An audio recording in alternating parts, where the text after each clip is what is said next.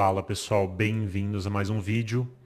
No vídeo de hoje eu quero conversar com vocês a respeito do que aconteceu nesse último mês no mercado financeiro mundial de forma geral. Vou trazer também algumas curiosidades e vamos conversar um pouquinho a respeito das notícias que nós tivemos nesse último mês e aí principalmente nessa última semana. Então nós começamos com esse heatmap mostrando o mercado mundial. Podemos ver que foi um mercado mais misto e as empresas de tecnologia principalmente sofreram mais nesse último mês. No mercado americano, podemos ver que muitas empresas acabaram se desvalorizando, principalmente as grandes empresas de tecnologia. Já outros setores acabaram não sendo tão atingidos assim negativamente, principalmente aqueles setores mais resistentes à crise, que nesse último mês, e não só nesse último mês, mas nos últimos meses nós vemos a situação de crédito nos Estados Unidos se deteriorando, de forma que talvez nos próximos meses haja uma crise de crédito sim, e o mercado continue nesse ritmo de queda. Então o mercado brasileiro acabou se beneficiando, alguns outros mercados acabaram se beneficiando, justamente porque a bolsa americana e o dólar acabaram se valorizando muito nesses últimos anos em relação ao resto das outras moedas e em relação ao mercado de capitais mundial, as outras bolsas, né? Então China, Europa, Brasil, África do Sul, Índia, enfim. Os Estados Unidos acabou concentrando muito tanto em capitalização de mercado, nas suas ações, no seu mercado, quanto o dólar também se valorizou muito. E daí nós vimos, nesse último mês, na verdade ali desde fevereiro, um movimento onde o dólar vem perdendo força em relação às outras moedas e também o mercado americano vem perdendo força e o mercado mundial, ou seja, todo o mercado que não é o mercado norte-americano, vem ganhando força, né? Então o pessoal tira dinheiro do dólar, tira dinheiro do mercado americano e pulveriza esse dinheiro no resto do mundo. Isso já é um movimento mais ou menos esperado, porque realmente houve ali uma concentração muito grande de valor de mercado e uma valorização muito grande do dólar frente ao resto do mundo, mas também nós talvez teremos uma crise de crédito nos Estados Unidos esse ano. Então parece que uma crise de crédito está cada vez mais próxima. E aí, com isso, não só a bolsa americana pode derreter nos próximos meses, como também bolsas ao redor do mundo podem acabar derretendo. Mas talvez não aconteça nada, então vai ter essa correção na bolsa americana e nos próximos meses ela volte a subir. Então isso também pode acontecer. Aqui nós temos os principais índices acionários, então nós podemos ver que as ações de tecnologia, semicondutores, S&P 500, Nasdaq tiveram uma boa queda. Índices da Ásia também tiveram uma queda razoável. Já índices europeus, África do Sul, Bovespa e também um outro índice asiático aí teve uma alta nesse último mês, mas generalizando foi um mês mais negativo do que positivo. E podemos ver também que o dólar index teve uma desvalorização alta frente à cesta de moedas que compõem ele, então principalmente euro aí, mas também outras moedas, principalmente moedas europeias, né? Então ele acabou se desvalorizando e a maioria das moedas ao redor do mundo acabou se valorizando perante o dólar, tanto o real brasileiro, o ien japonês, a moeda sul-africana, neozelandesa, franco suíço, libra, euro, moeda russa, enfim, a maioria acabou se valorizando perante o dólar. Aí podemos ver que depois dessa máxima aqui, né, nos 137 mil pontos, fez uma mínima aqui nos 118 mil pontos, 119 mil pontos, e a partir daí fez essa alta aqui, né, de aproximadamente 10%. Não querendo me gabar, mas já me gabando, eu cantei essa bola quando o mercado estava aqui nos 120, 119 mil pontos, né? Eu falei, olha gente, me parece que se for para começar a comprar bolsa, talvez esse seja um momento interessante. Não que não podia cair mais, podia, né? Então o mercado podia chegar aqui no 119 e fazer isso aqui, né? E cair mais 10%, enfim. Mas parecia ser um momento interessante para começar, pelo menos, colocar um pouco da carteira em renda variável. Aí olhando os DIs, nós podemos ver também uma melhora. Então o DI chegou aqui a 15.7, 15.8 e agora está em 14.2. Olhando o dólar, também houve uma melhora. Então chegou aqui a 6.20, 6.27 aqui, né, no ápice, quase chegou aqui a 6.30, né? Na verdade até. E agora está em 5.68. E se tudo der certo, talvez a gente consiga ver até ele chegando aqui em 5.5, 5.4, quem sabe. O S&P 500 ele teve uma queda razoável, então em um mês aí desde a máxima ali que foi, vamos ver, foi aqui fevereiro, meio de fevereiro, por aí. Ele teve uma queda aqui que chegou a ser de uns 10%, mas já teve aqui uma pequena alta nessa última semana. Mas mesmo assim é uma queda forte, então 10% em um mês é uma queda bem agressiva. As taxas de juros americanas chegaram aqui também em 4,8, agora estão em 4,3 mais ou menos. E o VIX teve uma alta forte justamente por causa dessa queda, então ele estava aqui trabalhando em 15,5, 15,6, chegou aqui a 29 e agora está em 21,5 mais ou menos. Vamos agora ver um pouquinho das notícias dessa semana. Então nós temos a avaliação positiva de Lula entre mulheres recua para 21%, mas a grande notícia dessa semana está sendo justamente a isenção de imposto de renda até R$ 5.000. E daí também estão falando em tributação para aquelas pessoas que ganham mais de R$ 50.000 em dividendos no mês. E daí, pessoal, muita gente vai entrar no raciocínio de isso é bom porque as pessoas que têm uma renda maior vão começar a pagar mais impostos, em contrapartida, as que têm uma renda menor vão pagar menos impostos. Só que, com a inflação do jeito que ela é no Brasil, nós temos que pensar também que R$ 50.000 hoje por mês é sim uma boa renda, mas daqui a 10, 15, 20 anos, talvez R$ 50.000 vai valer menos do que R$ 10.000 hoje. E da mesma forma, nós temos muitas pessoas que ganham menos de R$ 5.000 hoje, que serão beneficiadas por não pagarem imposto de renda, mas daqui a 10, 15, 20 anos, talvez R$ 5.000 vai valer o mesmo que R$ 2.000, que R$ 1.500, que R$ 1.000 vale hoje. Então, no curto prazo, a pessoa pode olhar para essa situação e pensar, nossa, que maravilha, então a pessoa que ganha menos agora vai ganhar mais de certa forma, às custas da pessoa que ganha mais ganhar menos. Só que no médio prazo o que vai acontecer é todo mundo vai pagar mais tributo, porque aqueles R$ 50.000 vai valer cada vez menos, e esse pessoal que hoje ganha R$ 5.000, que ganha R$ 4.000, daqui 5 anos, 10 anos, 15 anos, 20 anos, vai começar a ganhar 6, 7, 8 mil, 9, 10, 11, 12, 13, 14, 15, 16, 17, 18, 19, 20 mil, não porque eles estão realmente ganhando mais no sentido de ter mais poder de compra, mas eles vão ganhar mais porque a inflação vai destruir o poder de compra deles. Então essa isenção até os R$ 5.000 não vai significar absolutamente nada. Vai ser que nem você dar uma isenção hoje para pessoas que ganham menos de R$ 1.000, por exemplo. Não vai beneficiar ninguém, porque o salário mínimo é maior do que os R$ 1.000 de isenção. Ou seja, então não faria sentido. Então, no curto prazo, alguns podem olhar isso como sendo algo positivo, mas no médio prazo, isso é só mais um imposto que está sendo criado para a população pagar. Vou trazer agora uma matéria, na verdade uma imagem, algumas curiosidades, falando a respeito da indústria de seguros americano. Então é uma indústria com uma capitalização de mercado de 1,7 trilhão. E nós temos a maior empresa, que é a United Health, que é uma das maiores empresas do mundo, inclusive. Então ele vai falar aqui que é deixa eu ver onde é que ele fala, 7ª ou 8ª empresa no mundo com a maior receita. Então, a United Health tem uma capitalização de mercado de mais de 500 bilhões e é a 8ª maior empresa do mundo por receita. Então, uma empresa muito grande, muito significativa. Então, eles têm hospitais, né? Eles têm alguns serviços médicos ali dentro da empresa, mas, via de regra, eles vendem seguro-saúde. Então, essa é a maior empresa de seguro nos Estados Unidos e provavelmente deve ser também no mundo. Talvez tenha alguma estatal chinesa que talvez tenha uma capitalização ou uma receita próxima, mas que eu saiba, essa é a maior empresa do mundo de seguros, a United Health.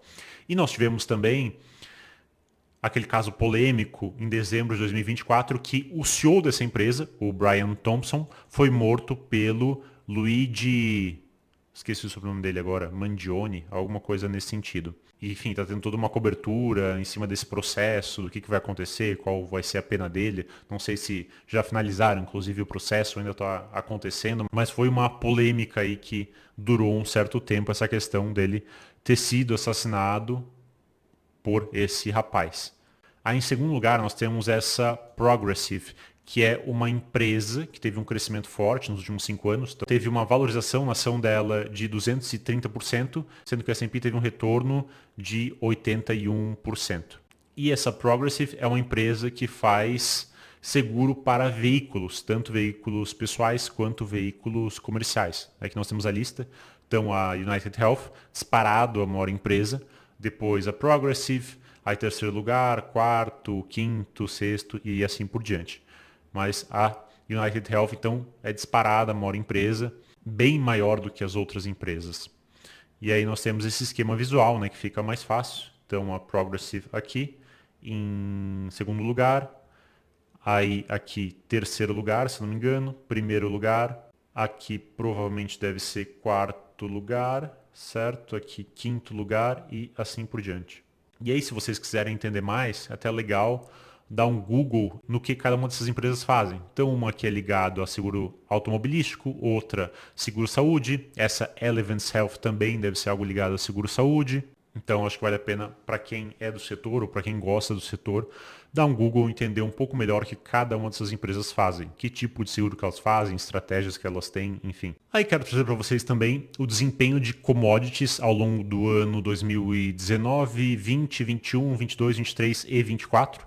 Então nós podemos ver que, por exemplo, em 2019, o minério de ferro, assim como em 2020, teve uma valorização muito forte. Aí 2023 o minério de ferro também aparece de novo, 2021 café, 2024 café e 2022 foi o níquel. É interessante também que se nós formos ver as que tiveram o pior desempenho, o minério de ferro aparece 2 vezes, o café aparece 1 vez, o níquel aparece 1 vez e o petróleo aparece uma, que foi ali justamente 2020, e gás natural aparece em 2019. Então nós podemos concluir a partir disso que é uma commodity que tem uma volatilidade muito grande, então sobe muito também, cai muito. Níquel também e café também, de certa forma, tem uma volatilidade grande. E aí existem aquelas commodities que são mais estáveis. Por exemplo, o milho, o alumínio, a soja, cobre, açúcar, ouro e também petróleo e gás, de certa forma. Então era mais nesse sentido que eu queria mostrar essa informação para vocês, para nós termos essa noção que existe uma volatilidade diferente dependendo do tipo da commodity que nós estamos analisando. Isso é importante tanto para quem vai operar alguma commodity ou vai comprar ou vender uma empresa que é ligada à commodity, entender que se eu for comprar soja, por exemplo, a volatilidade não é tão grande. Então eu consigo confiar mais naquele número que está lá de receita, de lucro daquela determinada empresa.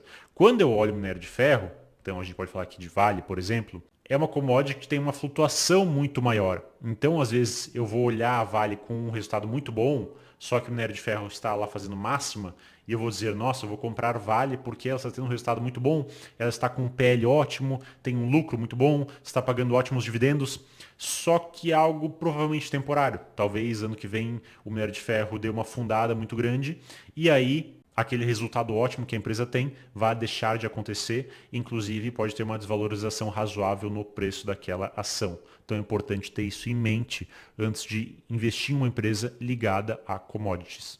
E daí, para finalizar nosso vídeo, quero trazer uma curiosidade que é a população dos países ao longo desse século. Então nós pegamos a população de 2025, projetamos ela para 2050 e depois projetamos ela para 2100.